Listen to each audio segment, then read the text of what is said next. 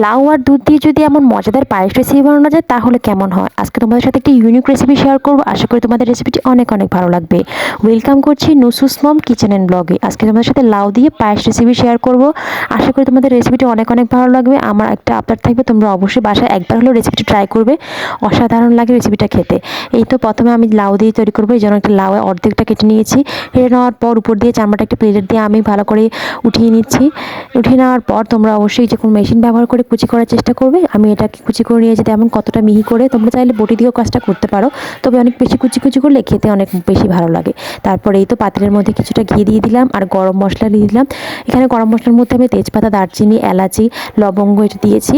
কিছুক্ষণ ফ্লেভার আসার পর যে লাউটা আমি একদম কুচি কুচি করে মিহি করে কেটে রেখেছিলাম সেটা দিয়ে দিলাম। সেটাকেও আমি কিন্তু অনেকক্ষণ ধরে ঘিয়ের সাথে ভাজবো, যাতে করে একটা দারুণ ফ্লেভার আসে।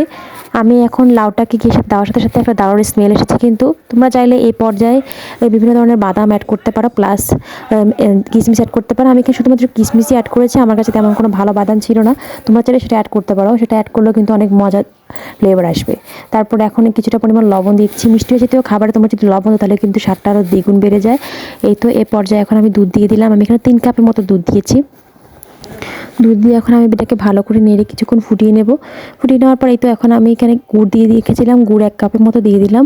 তোমরা চাইলে চিনি ব্যবহার করতে পারো, তবে গুড় দিলে কালারটা কিন্তু অসাধারণ আসে।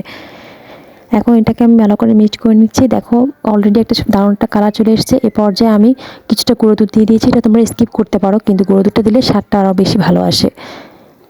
এই তো এখন আমার প্রায় হয়ে এসেছে। এই পর্যায়ে এখন আমি মিশ্রণটাকে একটু ঘন করার জন্য, যেহেতু পায়েসের মতো করবো, সেজন্য কর্নফ্লাওয়ারের সাথে কিছুটা পরিমাণ পানি মিশিয়ে দিয়ে দিলাম। তোমরা চাইলে যদি কর্নফ্লাওয়ার না থাকে চালের গুঁড়োর সাথে কিছুটা পরিমাণ পানি মিশিয়ে ব্যাপারটা করতে পারো, এতে কোনো সমস্যা নেই। এই তো আমার মিশ্রণটা একদম ঘন এসেছে, যেহেতু পায়েস সেজন্য মিশ্রণটা ঘন হওয়ার প্রয়োজন আছে। ঘন হলে এটা খেতে কিন্তু অসাধারণ লাগবে।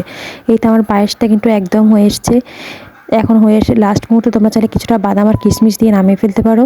আমি এখানে আরও কিছু পরিমাণ ড্রাই কোকোনাট দিয়েছিলাম, সেটা দেখানো স্কিপ হয়ে গেছে, কিন্তু তোমরা চাইলে ড্রাই কোকোনাটও দিবে, সেটাও খেতে কিন্তু ভালো লাগবে। দেখো আমার পায়েসের ফাইনাল লুক কতটা সুন্দর হয়েছে। দেখো আমি আশা করি তোমরা বাড়িতে অবশ্যই রেসিপিটা ট্রাই করবে। রেসিপিটি ভালো লাগলে অবশ্যই আমার পেজটিকে ফলো দিয়ে চ্যানেলটিকে সাবস্ক্রাইব করে পাশে থাকবে, তাহলে আমি তোমাদের জন্য নতুন নতুন সুন্দর সুন্দর রেসিপি নিয়ে আসবো। আল্লাহ হাফেজ।